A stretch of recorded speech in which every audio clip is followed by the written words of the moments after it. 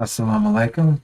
I'm Malik Hodge, an ancient warrior of the Midwest, and a messenger of the covenant, representing the messenger of the covenant, the breaker of the seven seals, the self-taught one, Master Suleiman, who has given us the Injil, the gospel of revelations, with the Injil key that gives us the understanding of the unsealed scripture. This is update with Malik Hodge on this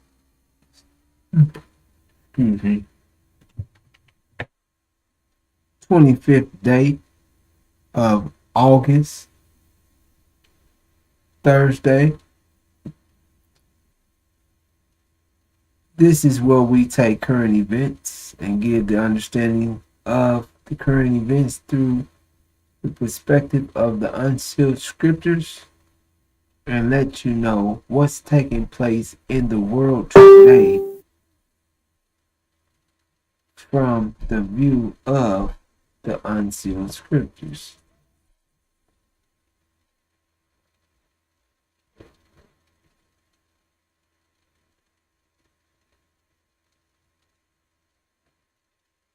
So let us begin.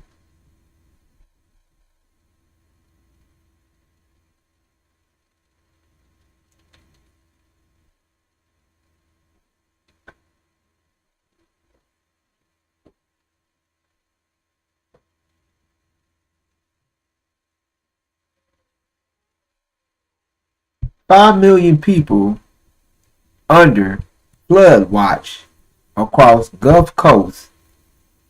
Thursday, August 25th, 5 million people are under flood watch as torrential rains moved across the Gulf Coast. Flash floods devastating parts of Mississippi yesterday, causing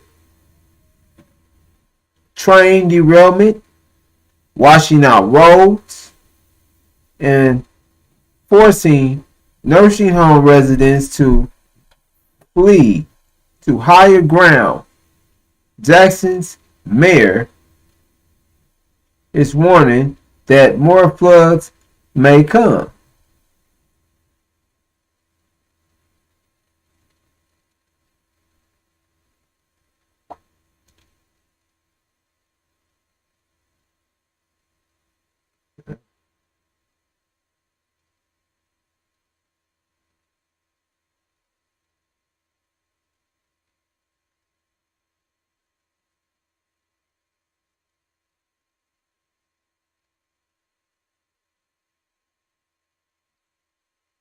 Right.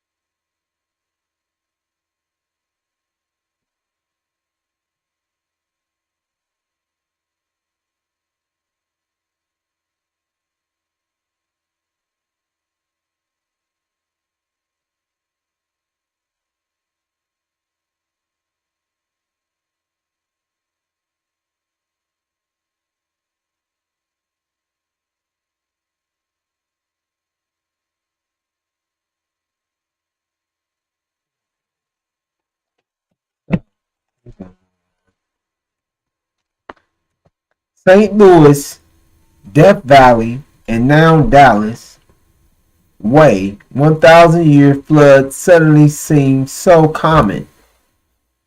Dallas has joined four other U.S. communities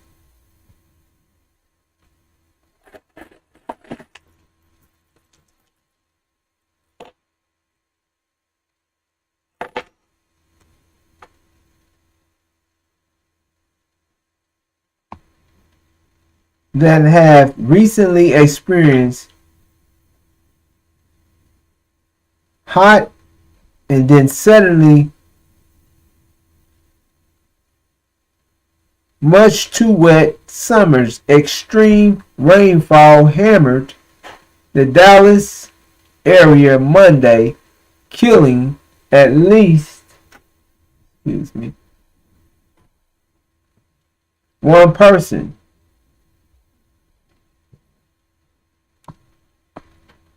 Rearing hundreds of residents and adding the city to the list of communities in the nation that saw precipitation so intense that it was expected just once in a millennium. Some parts of Dallas saw more than 13 inches of precipitation in 12 hours. So,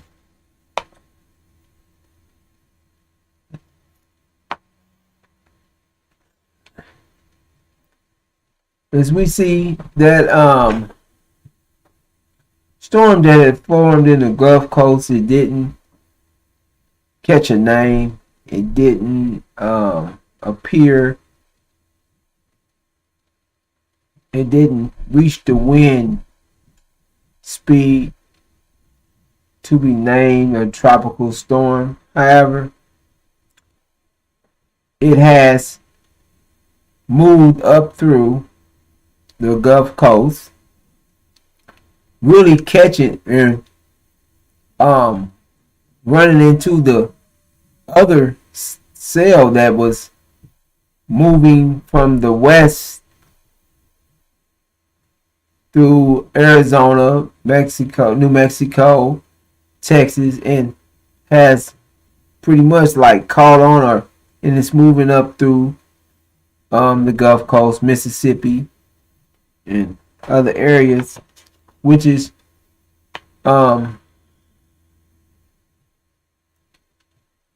causing torrential rainfall on the South, which has been going through drought, extreme drought.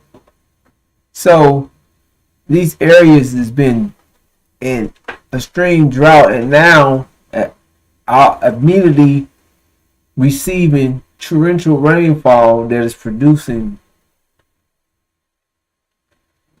flooding, and the floods are deadly flooding, washing trains off of tracks, washing roads, just completely washing roads away, where the water will go up under the concrete and wash the concrete out the dirt, and push the concrete on down the road, on out the way. So this cycle of flooding is that it's unprecedented. We're living in unprecedented time. However, they're assuring that it is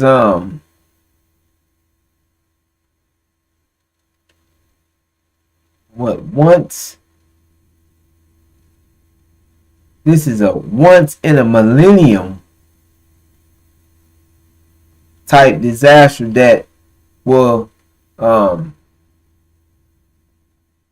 happen. Seems so common now that it's a common event to see these floods moving through different cities. Kentucky, where like 37, 39 people were killed. St. Louis, Death Valley, New Mexico, Las Vegas, San Diego, Arizona, Texas, Mississippi,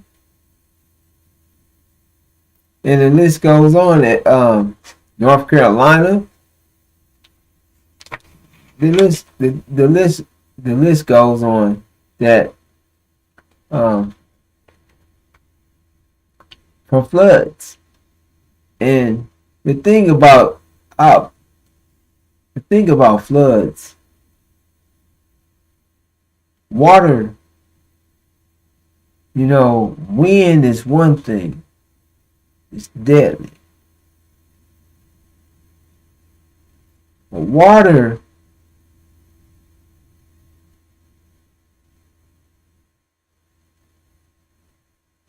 is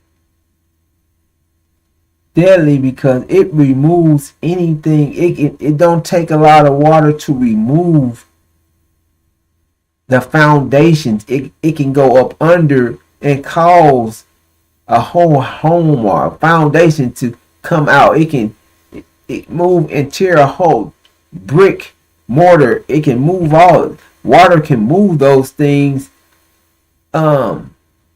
Especially when it has speed, picked up speed and moving, water can move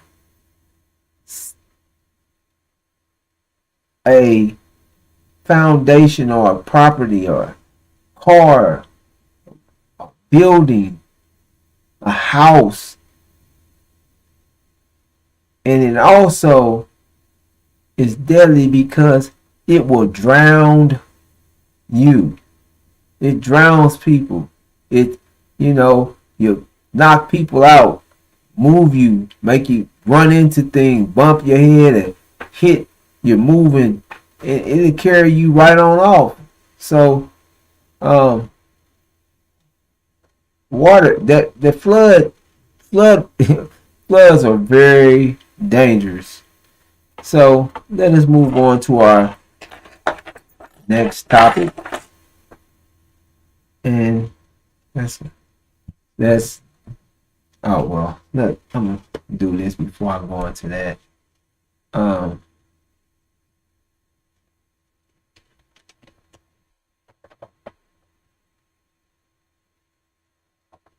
Okay, we'll do this before we get into that. Okay.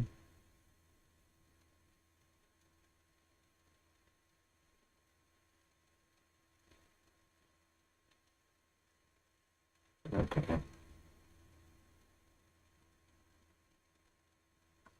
We're going to do it. Israel indicts Islamic Jihad leader who arrest triggered Gaza violence.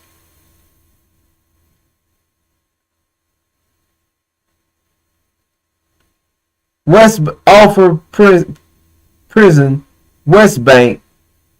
Israel on Thursday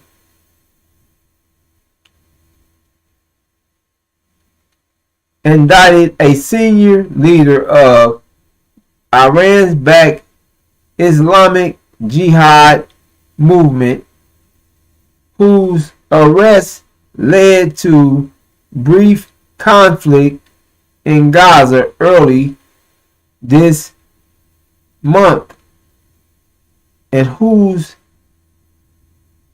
detention is likely to fuel tensions.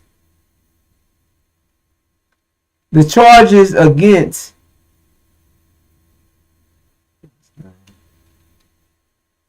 Bassam al-Sadi was arrested on August 1st during a raid in the occupied West Bank city of Jenin, including serving in an illegal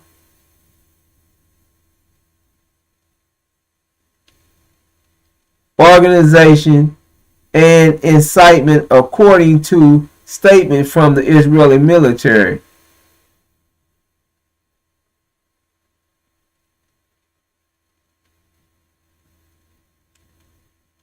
Anticipating retaliation to al-Sadi arrest,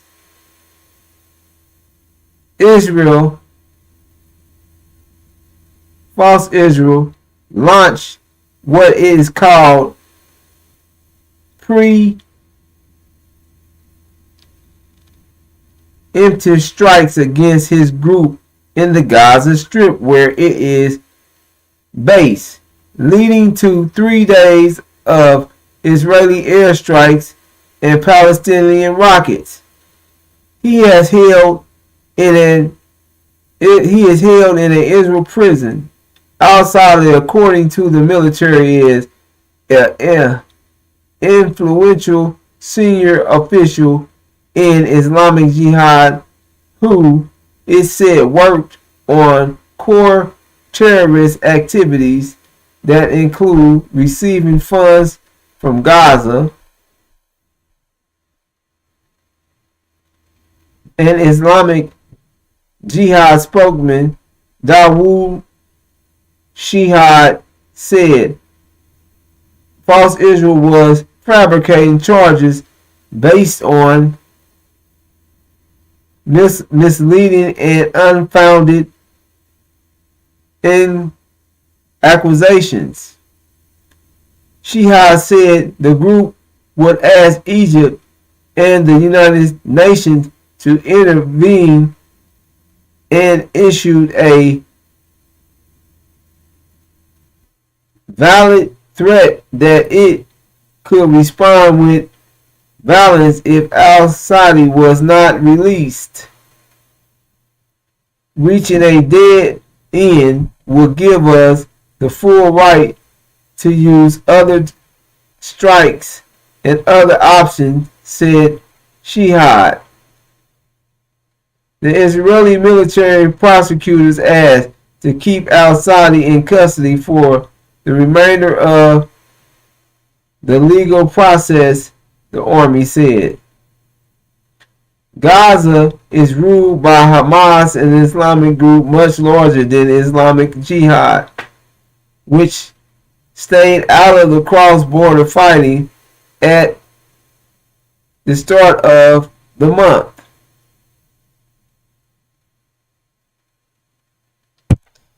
Okay. Now,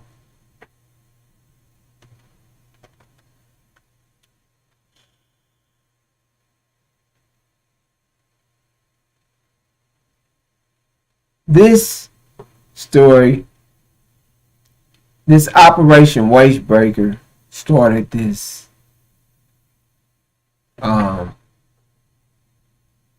this actual story. Which now the narrative has been put False Israel indicts the Islamic Jihad leader who his arrest triggered Gaza violence. His arrest triggered it. His arrest triggered a response in Gaza by the people. However, his arrest didn't cause it. It wasn't the trigger that caused what they say. His arrest didn't trigger. Oh man, I gotta make the Gaza. His arrest didn't trigger the Gaza violence. The people were protesting and speaking up for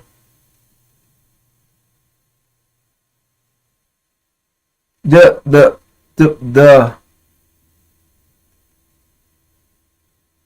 we'll call him by his name because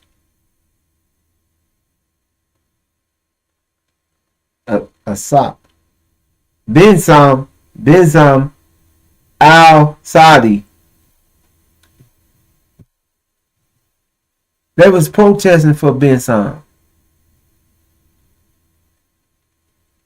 trying to protest a release for him and his son. for him and another person. Operation Wastebreaker was Israeli, false Israel military going in Palestinian areas where Palestinian lives. They're not they're not standing and protecting anyone. They're in Palestinian areas or zones, neighborhoods, going door to door, knocking on doors, kicking in doors, going door to door, searching every home. And they say for anything possible terrorists, any Palestinian that remotely looks or is possible to be a terrorist. What does that mean? That's a vague description of any Palestinian that looks like they want to speak up or will speak up for their people or have a problem with what false Israel is doing. So this kicked off and the people were protesting. So false Israel kept it up till they start blocking off certain areas. They couldn't come in and out. They blocked off areas so gas couldn't come in, food. So this is something false Israel put in place, and they pushed the narrative. They pursued and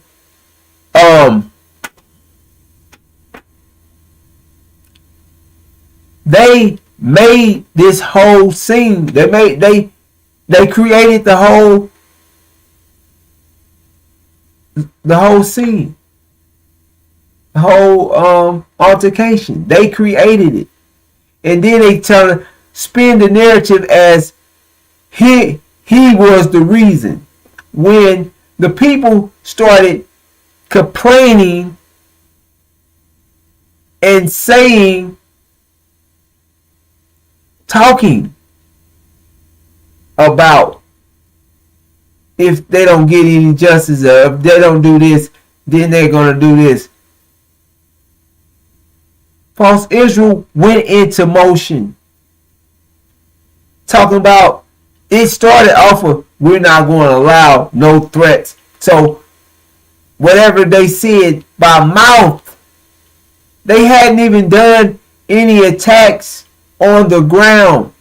The Palestinians, they're displaying their disgruntled and upset for what's taking place in this Operation Wastebreaker, as they're going through rounding up all men and young men that look like that Israel, false Israel, says are potential terrorists. Potential. So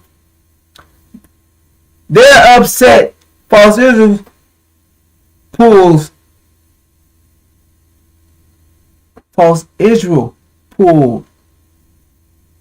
pushed the button and caused airstruck the area.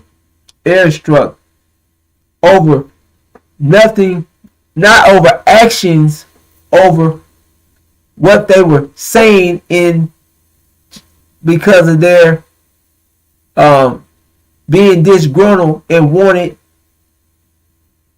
justice or some type of justice in their homes or in the Gaza Strip. Operation Wastebreaker has ended that to where they're going in every Palestinian home. They're not doing that in Israelis' home. False. They're not going through their zones and harassing and doing that to their people. But that's what they're doing in Gaza, in Palestinian homes and Palestinian neighborhoods. House to house, house to house, house to house. Seeking and talking about they're looking for any potential terrorists.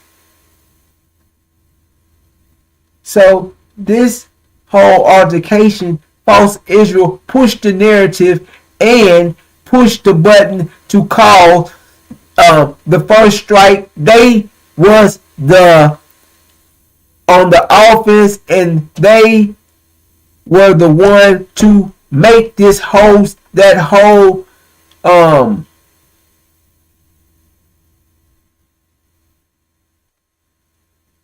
battle or escalation. They pushed it. They made that narrative. They drew that up. They drew it up. They military is forcing these people into doing something to bring some type of security or safety to their people. And then they twist the narrative and say his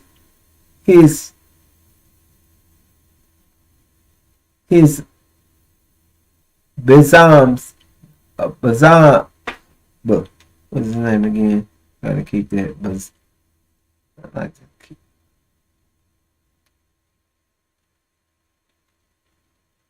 Bassam being locked up caused this.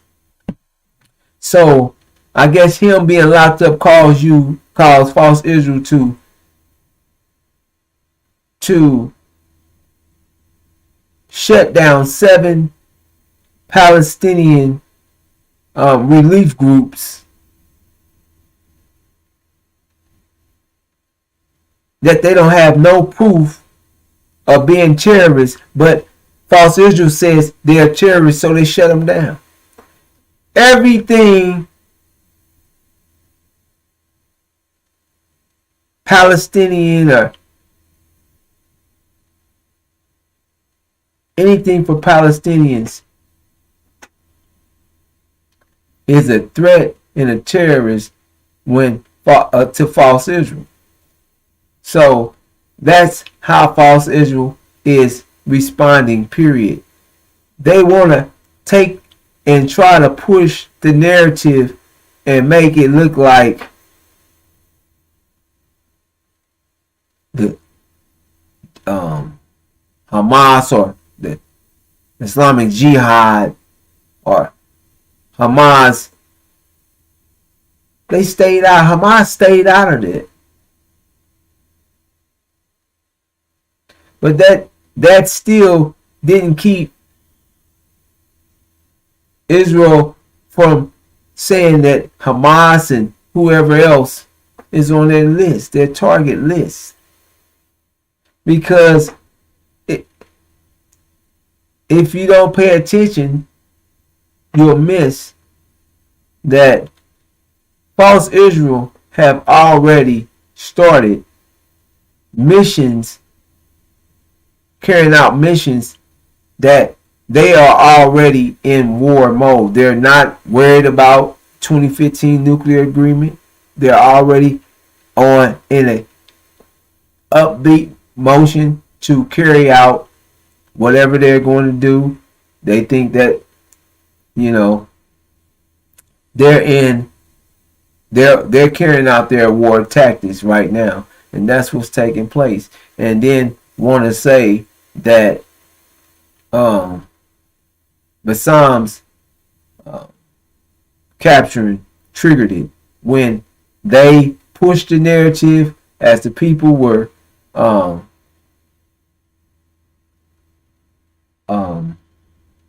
protesting. They shut areas off. They stopped incoming. False Israel military pushed that narrative, period, point blank, and they pulled the trigger to begin the confrontation that escalated earlier this month. They initiated it. False Israel initiated it. So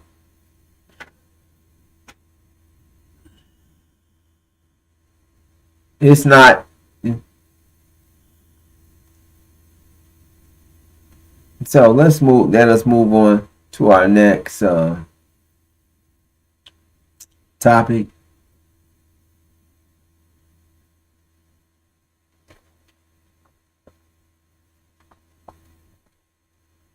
Okay. Let's move on to the next topic.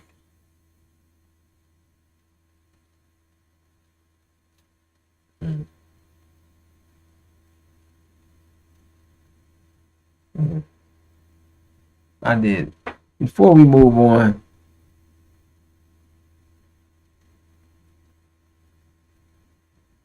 oh, that's fine. We're gonna move on to our next topic. I'll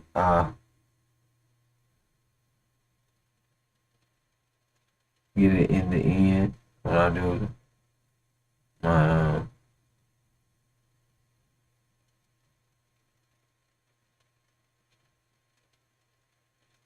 all right.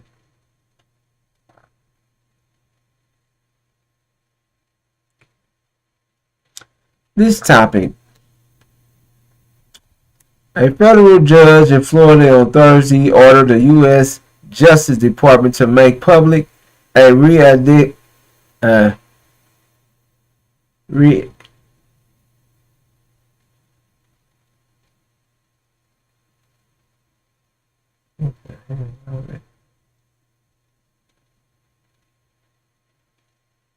redacted version of the affidavit underpinning the August 8th FBI search of the former President Donald Trump Florida's home, policy providing fresh insights on the investigation and the evidence early obtained by the government. U.S. Magistrate Judge Bruce Reinhardt ordered the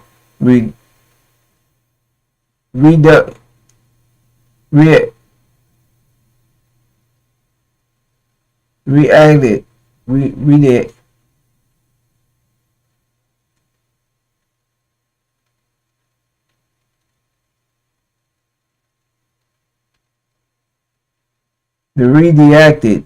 documents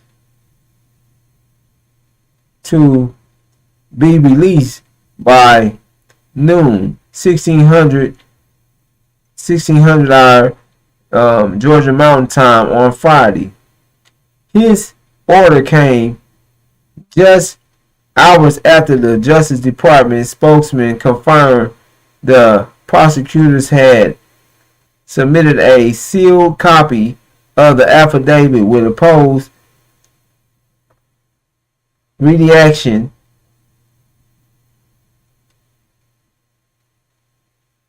to the judge. Reinhardt approved the Justice Department warrant that preceded the FBI search of Trump's Mar-a-Lago residence in Palm Beach. The affidavit is sworn statement outlining the evidence that gave the department probable cause to seek and search warrant. Just how much of the redact affidavit will reveal remain to be seen in his order on Thursday.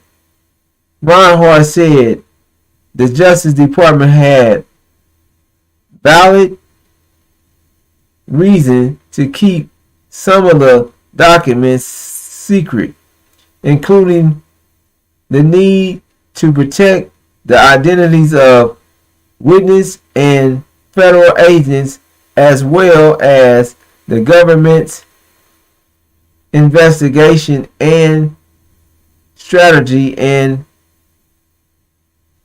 grand jury material. The government has met the burdens of showing that its proposed redirection are narrowly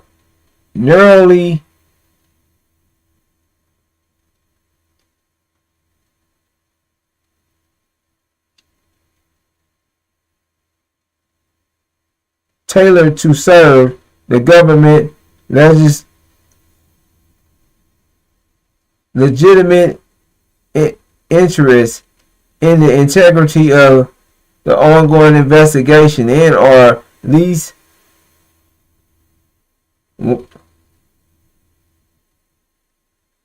onerous alternative to selling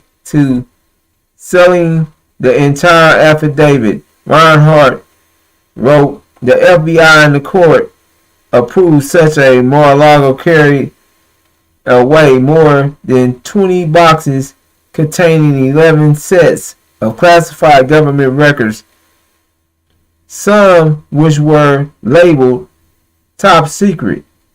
The search was part of the federal investigation into whether Trump illegally removed and kept documents from the White House when he left office in January 2021, and whether he tried to obstruct the government investigation. After Trump accused the FBI political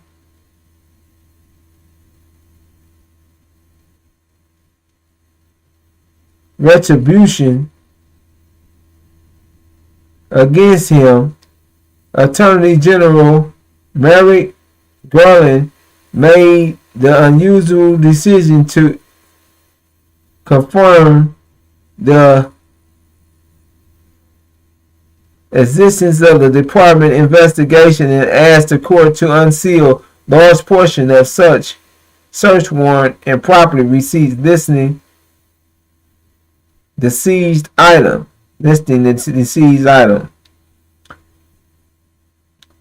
The department declined to release affidavit prompting media companies to file a legal challenge to get it unsealed. So, I'm not going to spend too much time on this. However, Donald Trump's, the court is giving out some information of the documents or some information about the warrant and what's in the warrant and what materials they was picking up. Said that they had probable cause to do what they did. They're going to keep parts of the information sealed to keep their witnesses secure and federal agents. So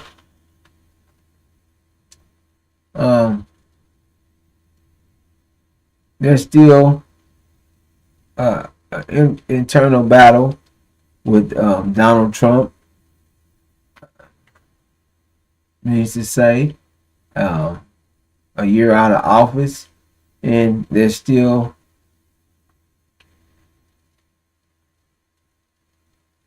they're doing unprecedented things with him. They kicked in his home on one of his homes and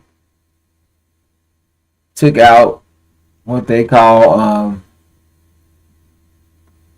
top secret documents, and I guess they're searching to see what type of documents. Donald Trump is saying that they're taking documents just because they got top secret on them. Their lawyer, client information in there that they shouldn't be able to read all your client information. Well, that's still a big issue in politics. That's in the way of balance, is causing a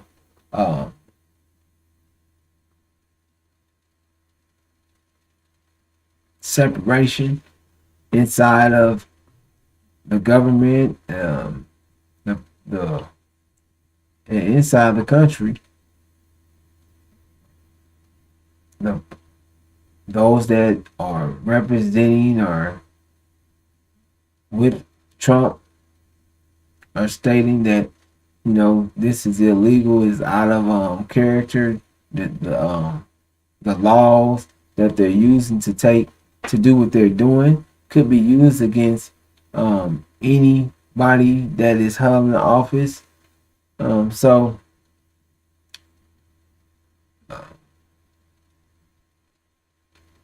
Trump said that they're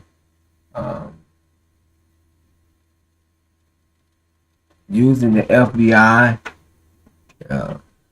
The Democrats are using the FBI to handle their, to get their do dirty, to handle personal, or it's being personally used. So that's that. That is steadily showing that,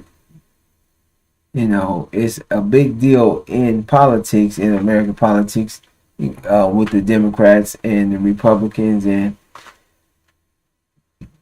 in the country, because there's a lot of people that think and they went too far for the information that they what they did to go by going into the former president's home with a search warrant. And they saying that the same type of treatment is not being used for the Democrats. So it's definitely an issue that is splitting up the country, and it's putting more pressure on the political scene, and more pressure on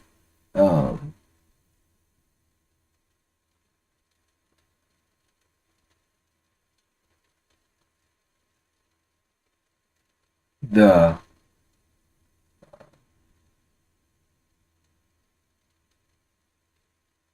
people in the country, the residents.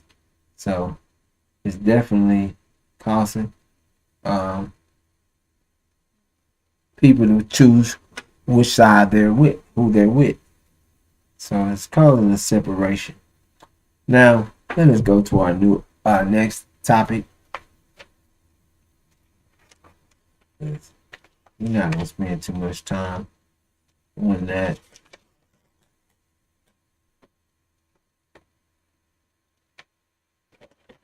Okay.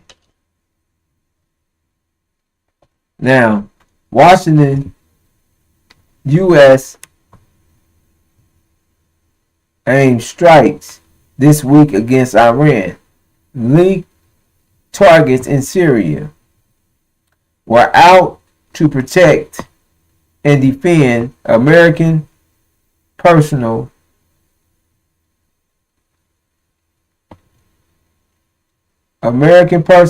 and disrupt a series of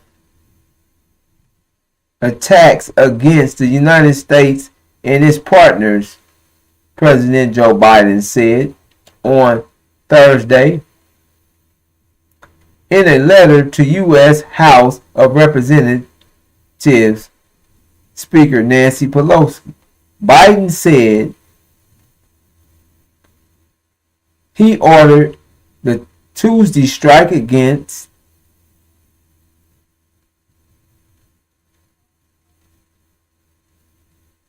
consistent with my responsibility to protect United States citizens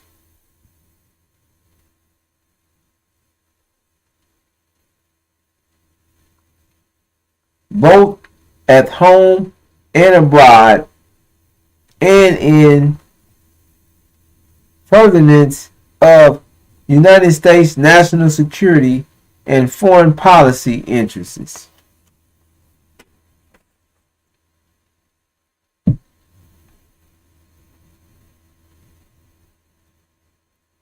So we're going to stay on this topic with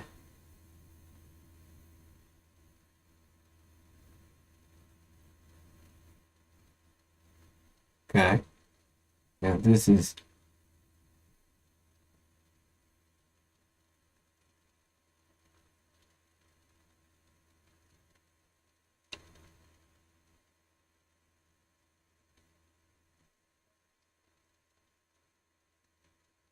all right.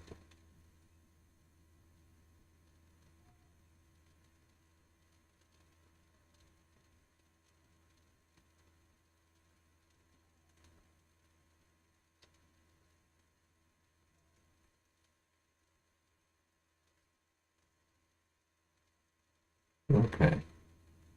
Now, this is what.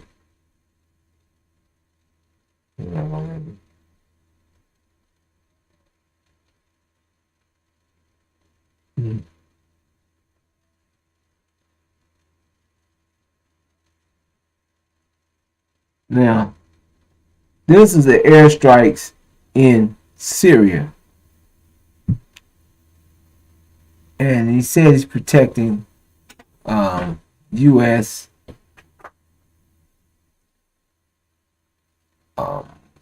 Strikes that was prior strikes that they was going to be attacked, and he was he ordered the strikes to protect citizens abroad and from the U.S. and abroad. However,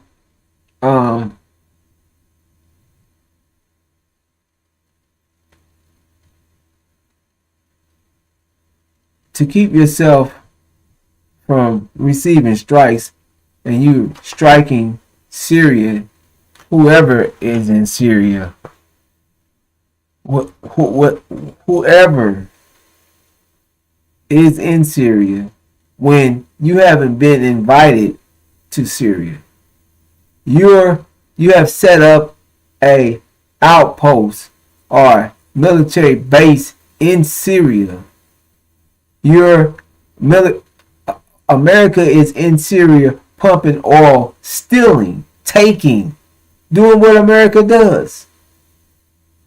They're in Syria unwanted.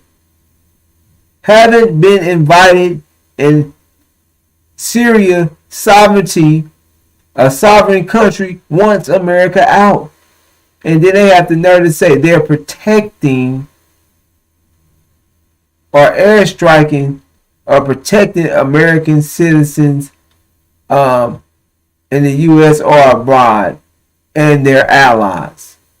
Well, you sitting in a country that don't want you there, but you justify what you're doing, and how do you justify sitting there pumping their oil out of their country? You're stealing. You're a pirate. You are a terrorist. And then turns around and call somebody else a terrorist. Everybody else. Same thing false Israel do. That's why they sit on these weapons of mass destruction. So they can terrorize other nations. So they can go in, steal, take, dictate, because they think that these weapons gives them the upper hand.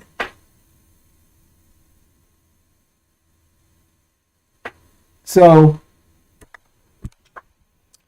we're keeping an eye on the Middle East with what's taking place with America in Syria. We're definitely keeping an eye on false Israel. And as we're speaking on that, let us proceed to our next topic. That U.S. response suggests potential breakthrough in the Iran nuclear talks. After studying Iran's comment on the European Union proposal to revive the 2015 nuclear deal, the State Department announced Wednesday it had submitted a formal reply to the plan, bringing a potential breakthrough within reach. We received Iran's comments on the EU's proposed final text through the EU. Our review of those comments has now concluded. We have responded to the EU today, spokesman Ned Price said in a statement.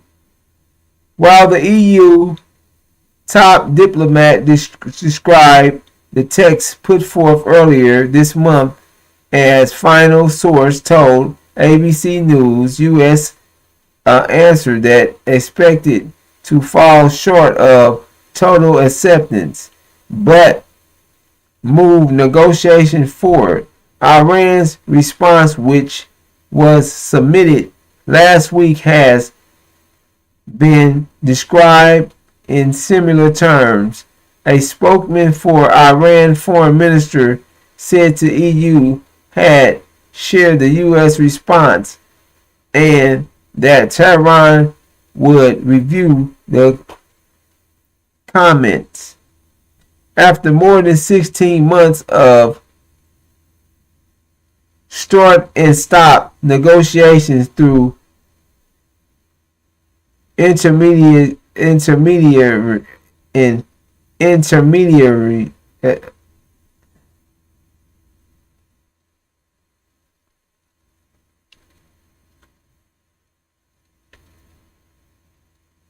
intermediaries, this progress is noteworthy as both sides appear to be on a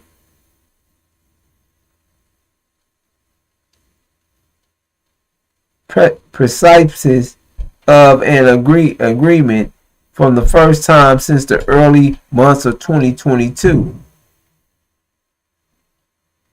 Western officials expressed renewed optimism after Tehran dropped demands that the branch of its armed forces, the Islamic Revolutionary Guards Corps, be removed from the U.S. terror list, foreign terror organizations.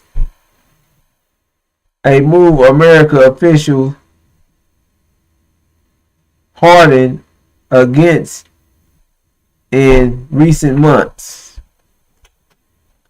Now, Price acknowledged that Tehran withdrew the stipulation from the latest proposal on Monday, saying that that's part of the reason why the deal is closer now than it was 2 weeks ago. But the outcome of this ongoing discussion still remains uncertain, as gaps do remain.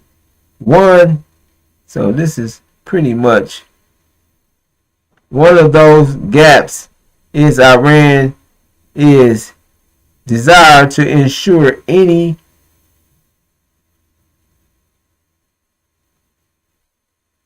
rekindled deal will last beyond the current administration, an impossible promise. One of the gaps is Iran's desire to ensure any rekindled deal will last beyond the current administration, an impossible promise for the White House to make.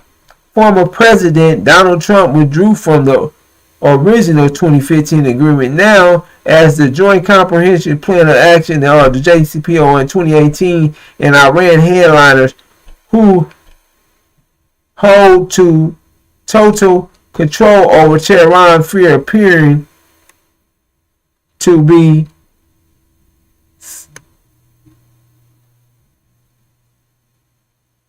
slighted by the West twice.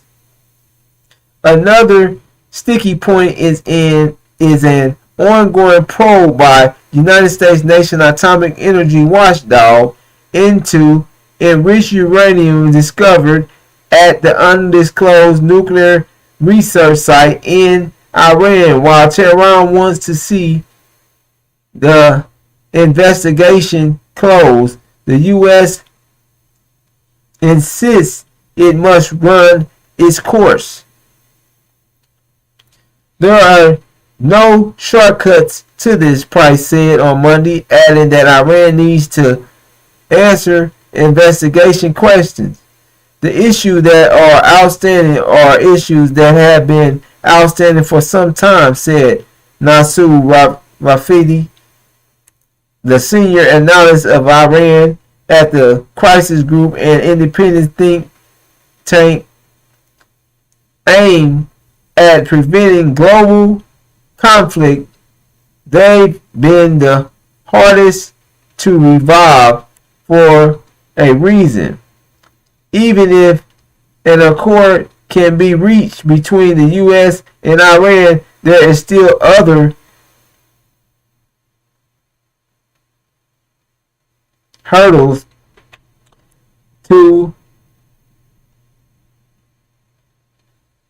surmount, both among the international community and in Washington. China and Russia, frequent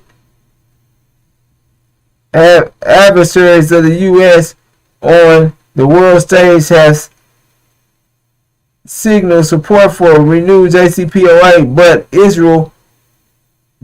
Israel, one of America's closest allies, is vocal opponent of the pact and has ramped up criticism in recent days. Israel Prime Minister Yair Lapid told reporters on Wednesday that a return to the JCPOA would not accomplish President Biden's goal of ensuring Iran never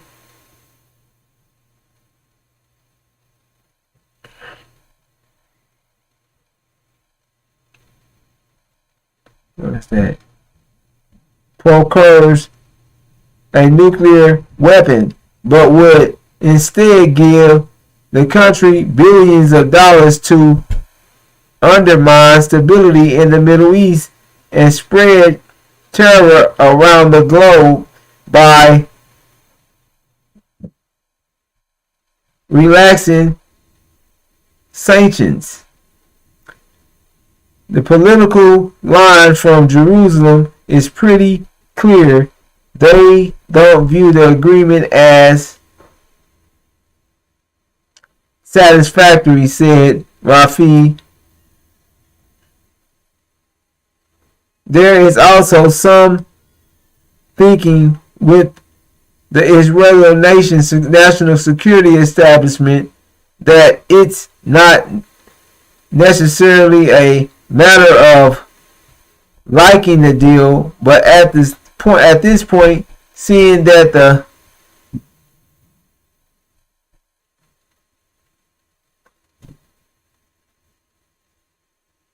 the alternatives to the deal have been even worse. Still similar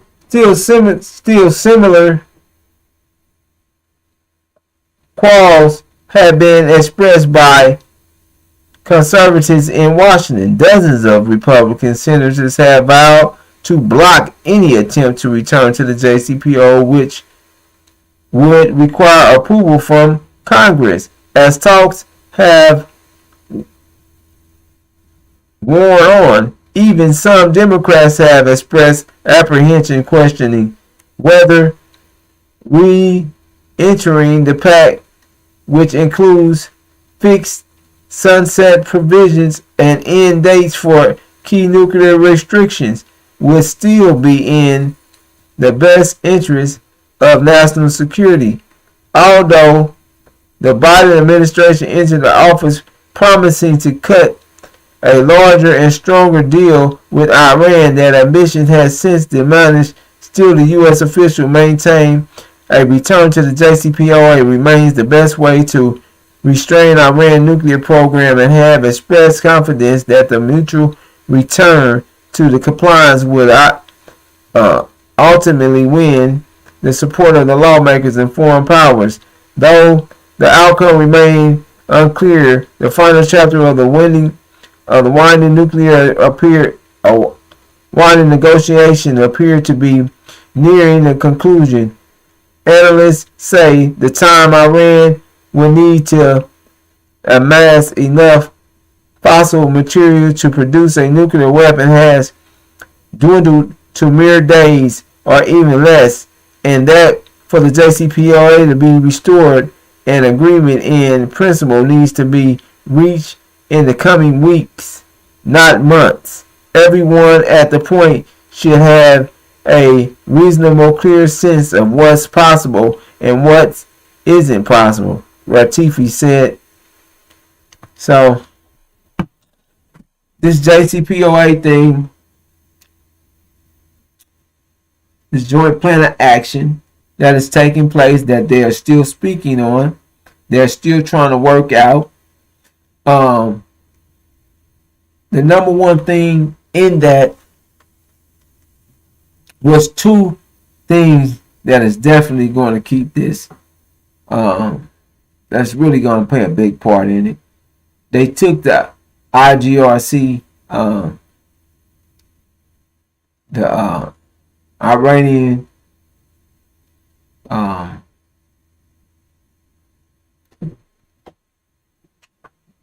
guard off the list. However, the U.S. wants to make this agreement, or pushing to make this agreement, but they can't give them any security. They can't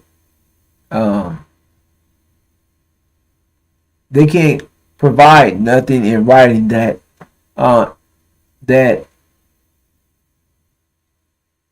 can ensure Iran that when another administration comes in, that they won't do away with it like Donald Trump with it. There's no way that they can ensure that. They're saying that. Then they're saying that, not saying, False Israel is totally against the agreement anyway. And False Israel is standing up and saying no matter what takes place with this signing of this nuclear agreement, that they're going to have to make sure that Iran don't acquire nuclear weapons. So they're insinuating or just saying straight out that they're going to war regardless of what's taking place.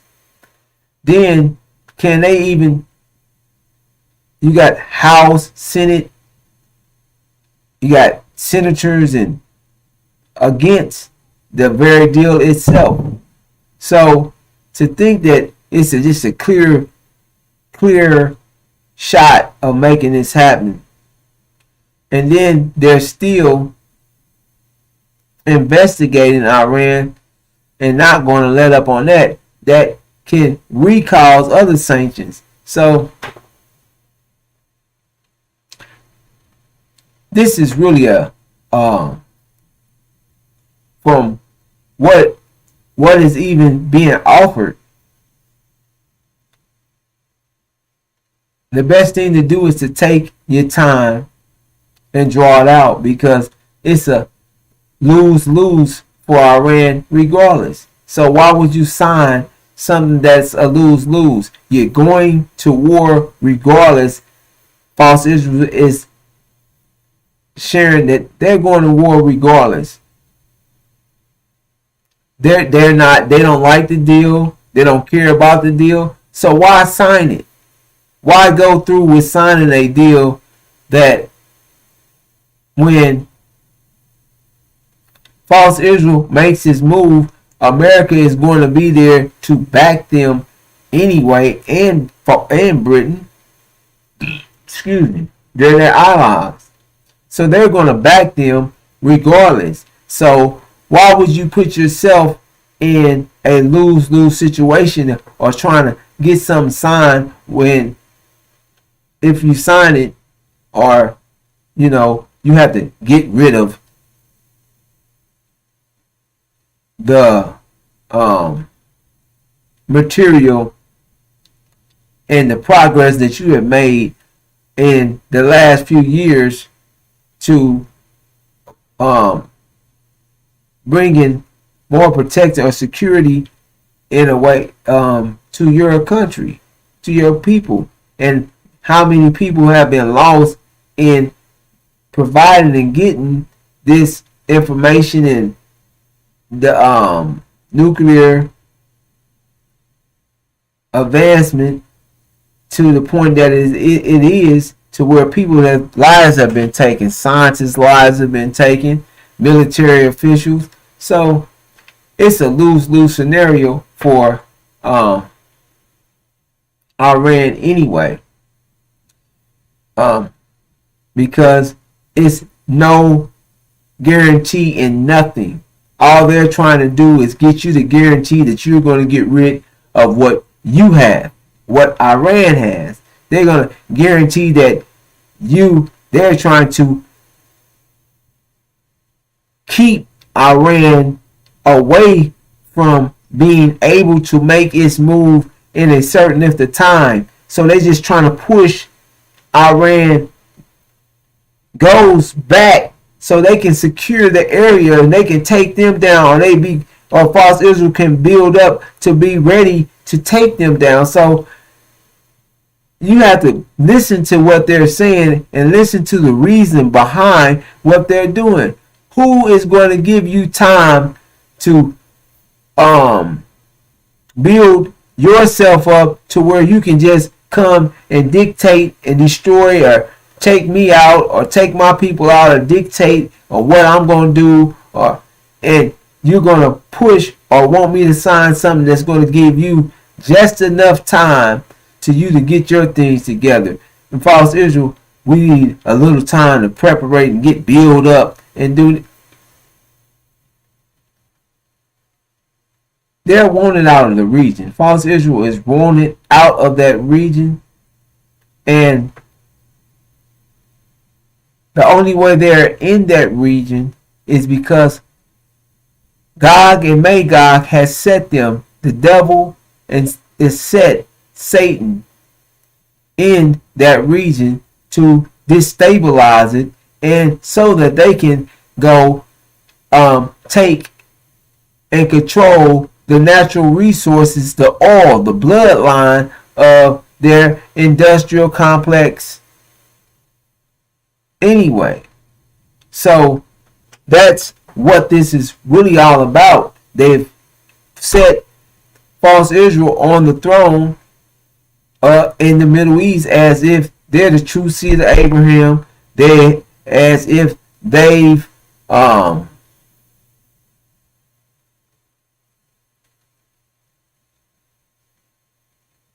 carried out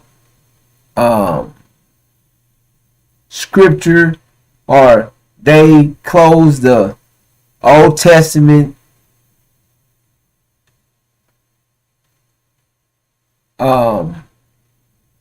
scriptures, that they're the true seed of Abraham and they've been set back in their land.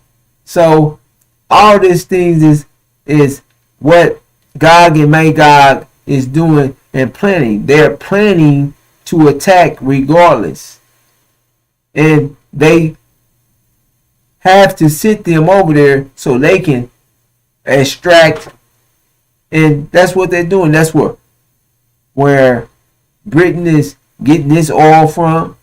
America's getting this oil from the dragon, from Saudi Arabia, the house of Saud.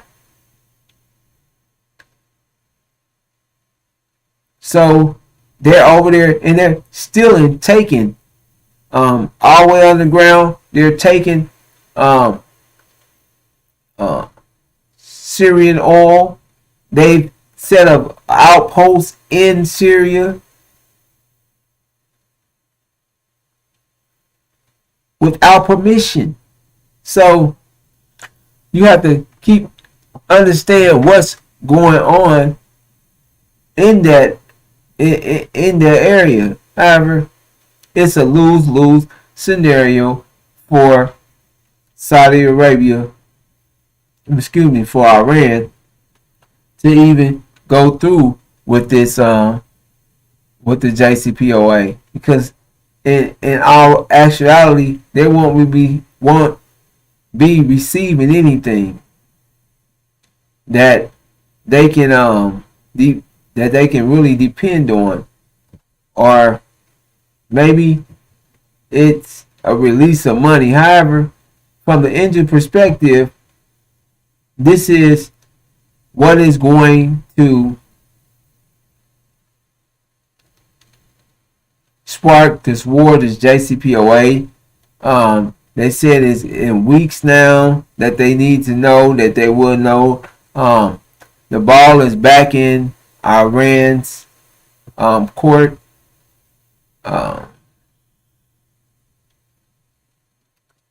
Now, whatever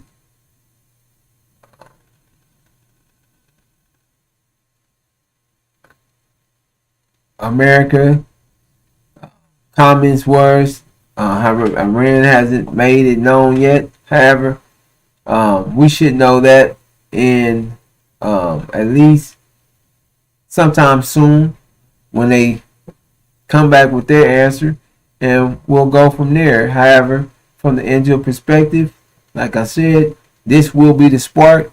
This JCPOA will spark the war in the Middle East.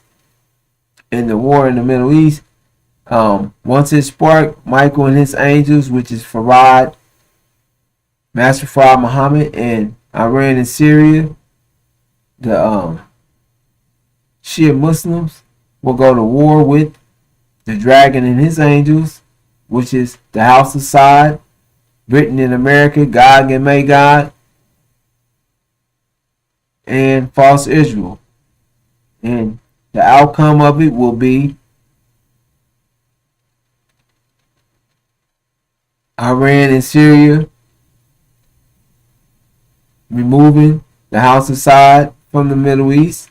Removing the House of Saud and removing Britain and America from the Middle East, sieging false Israel and destroying it. So that's the abomination of desolation, which will be the shock of the hour. The shock of the hour,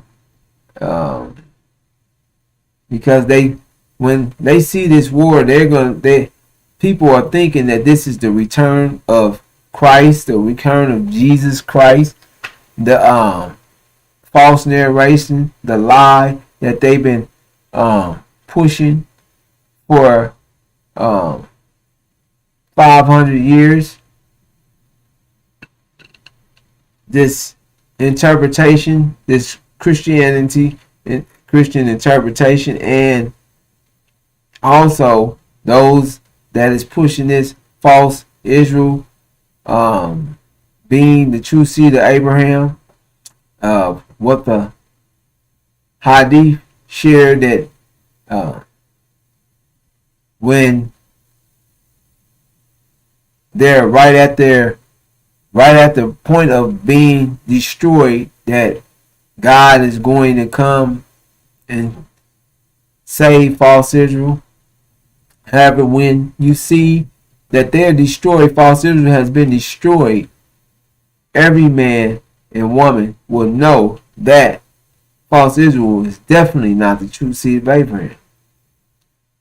It's not too hard that the devil, Gog and Magog, sits and protects, set them in the Middle East, and funds and protects false Israel, and always have. So, to be able to just see the roles that they're playing and the games that they're playing, as if you can't see how they're moving and what is pushing their ambition to go to war. So this shock of the hour is going to blow people's minds, cause heart attacks, strokes. People are just going to stroke out because they're going to come to the reality of the truth. The truth will be made known all over the world. And when that happens, brothers and sisters, it's just like the scriptures share that Pharaoh is going, when Pharaoh see that we're the reason behind his demise, the reason behind him, his reality being destroyed, his world coming fastly to an end, he's going, his civilization being brought to an end, and it's happening because of what he did to the true seed of Abraham. And when they know that we're the true seed of Abraham for sure, they're going to attack us, as just as the scripture said. In all the movies you watch, when Pharaoh heart hardened and they attacked, they went for the jugular. They wanted to kill the true seed of Abraham. They wanted to kill God's people because they are jealous people, envious. So with that, brothers and sisters, keep your eyes open. On the JCPOA, it's one of the not one,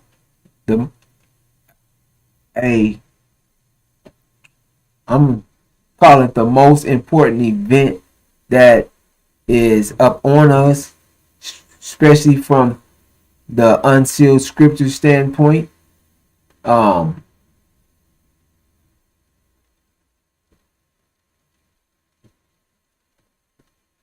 The floods that are taking place throughout America and throughout the South right now. Keep your eye on that, because those type of things is going to consistently be what you're facing, and it's adding more pressure on America, the system at a whole, because it's fires, drought, floods,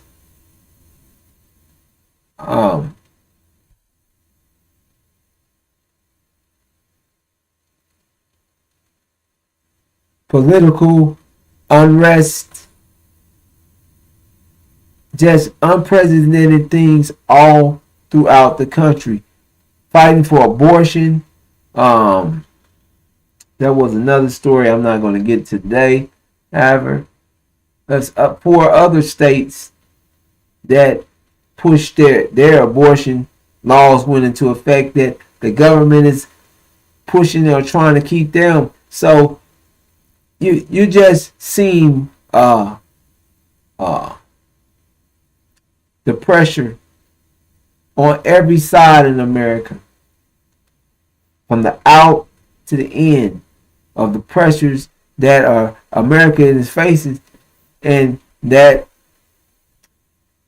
it's crumbling in your face. It's crumbling. America is crumbling in the face of the people, period. So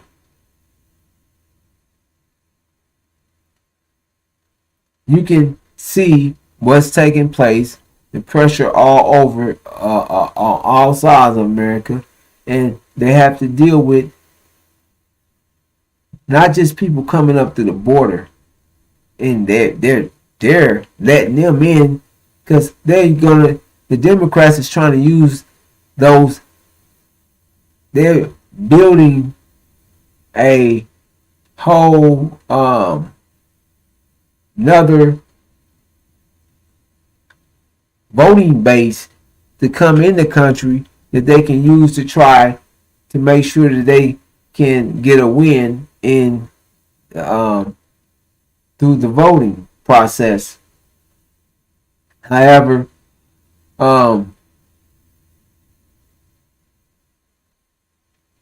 they can't. They have thousands of people all over America. Thousands that have lost, thousands upon thousands that have lost their homes, been washed out of homes burnt up from the fires, through floods all through America, through the Illinois, Kentucky, St. Louis, all. And right now, massive rains are still falling and being produced throughout the country. So, flooding. So, and keeping an eye on that. Just, you can't, they're pushing in people, and you can't take care of the people that's already in America. It's just so much pressure. It's so much pressure being put on America when you got thousands of people out of homes, whole cities being flooded, homes being tore up, cars being tore up, foundations being ripped out of streets, being just tore out. Your infrastructure is being destroyed, and it's putting more and more pressure on you. So, something to keep your eye on. However, like I said, we're all in keeping our eye on the JCPOA and the impending war in the Middle East. And whoa, let us end this program. I'll greet you. I'll see you at the same time at 11 o'clock Central, 12 o'clock Eastern, and 9 o'clock Pacific. And with that, I greet you as I came in the greeting words of peace of Assalamu alaikum.